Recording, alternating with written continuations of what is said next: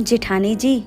हाँ देवरानी जी। जेठानी जी, वो मैं आपसे ये पूछने आई थी कि इनके फोन में बार बार किसी का कॉल आ रहा है, किसी का मैसेज आ रहा है, तो क्या आप मुझे पढ़कर बता देंगे इसमें क्या लिखा है? आपके देवर जी नहाने गए हैं। पर क्यों देवरानी जी, तुम्हें मैसेज पढ़ना नहीं आता है? नहीं जेठानी जी, मुझे अंग्रेजी पढ़ना नहीं आता है। कोई बात नहीं, मैं तुम्हें पढ़कर सुना देती हूँ। ठीक है जेठानी जी। अरे देवर जी तो देवरानी जी को धोखा दे रहे हैं। अगर ये बात देवरानी जी को पता चली तो उन्हें बहुत बुरा लगेगा। क्या हुआ जेठानी जी, बताइए ना क्या लिखा है इसमें। कुछ नहीं देवरानी जी, वो देवर जी के ऑफिस से कुछ इम्पोर्टेंट मैसेज था, बस और कुछ नहीं। अच्छा जेठानी जी, मुझे थोड़ा सा काम है, मैं जाती हूँ।